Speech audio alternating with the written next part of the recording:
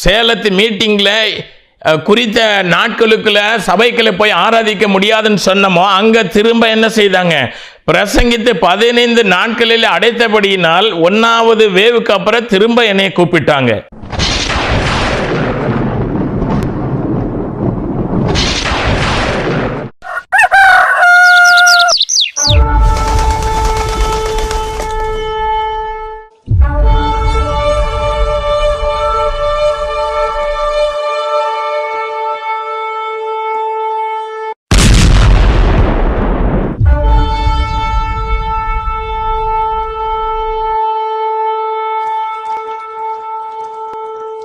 ஜெபிப்போம்.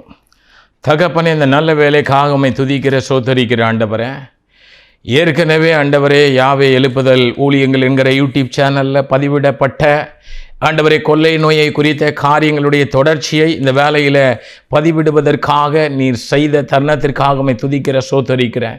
கேட்கிற ஒவ்வொருவரும் இந்த தீர்க்க தரிசனங்களை அற்பமாக எண்ணாதபடிக்கு கவனித்து கேட்டு இதற்காக ஜெபிக்க கர்த்தர் ஒவ்வொருவருக்கு கிருபை செய்வீராக.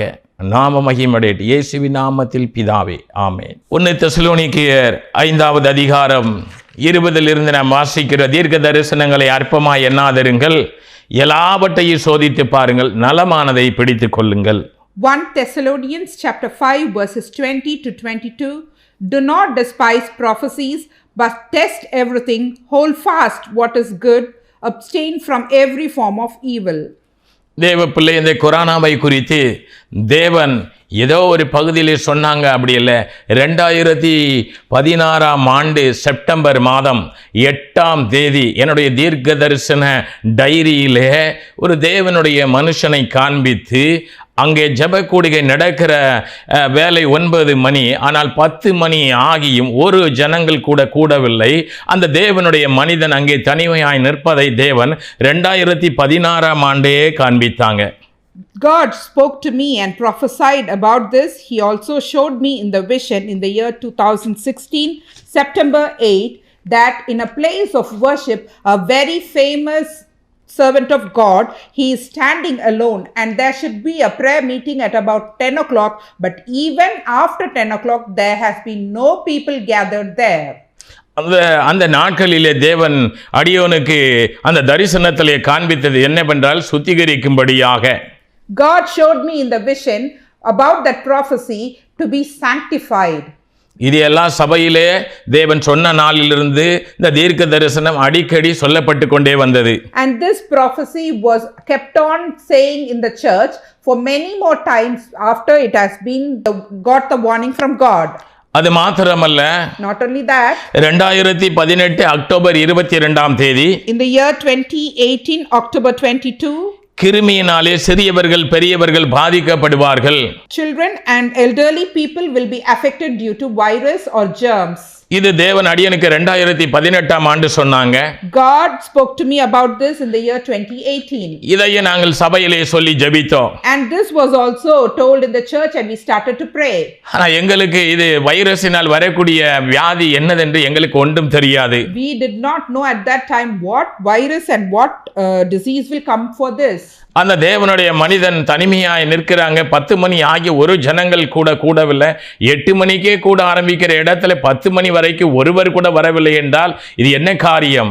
That person of God is standing in the place of worship, and people who will gather out about 8 o'clock, even after 10 o'clock there are no people there. தேவன் அந்த நாட்களில் சுத்திகரிக்கிறதை குறித்து அதிகமாக சொல்லியிருந்தாங்க. God spoke to me again and again about sanctification. அது மாத்திரமல்ல, 2014ஆம் ஆண்டு ஆண்டவர் தேசத்திற்காக ஜெபித்த போது தேசத்திலே திரளான மரணங்கள் நடக்கும் என்று சொன்னாங்க. And in the year 2014 when we started to pray for the nation, God showed me that many people will be dying in the nation. இதுவும் சபையிலே அப்பப்போ சொல்லி ஜெபித்துக் கொண்டே இருந்தோம். And from that day we started praying in our church. சொல்லப்படுகிறதெல்லாம் சபையிலே சொல்லி ஜெபித்துக் கொண்டே இருப்போம். Whatever God is speaking to me, I will tell to my church members and they will be keeping on praying. ஏனென்றால் ஒவ்வொரு நாளும் எழுப்புதலுக்காக ஜெபம் நடக்கிறபடியினாலே, because every day there will be revival prayer in our church. அதிலே தேவன் என்ன சொன்னாங்க அதற்காக ஜெபிப்பது வழக்கம். Whatever God is telling me, I will tell to the church members and we will keep on praying. அதனால தேவ பிள்ளையே, So children of God, ஏற்கனவே 2 பதிவுகள் யாவை எழுப்புதல் ஊழியங்கள் யூடியூப் சேனல்ல கொரோனாவை குறித்து பதிவிடப்பட்டுள்ளது. already there are 2 recordings in the Yahweh Revival Ministries YouTube channel about Corona, அதை தொடர்ச்சியாக இந்த பதிவு கொடுக்கப்படுகிறது.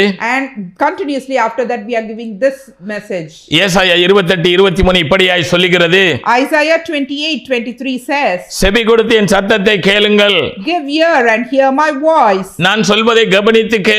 give attention and hear my speech. தேவ பிள்ளையே, அதாவது நிர்ணயிக்க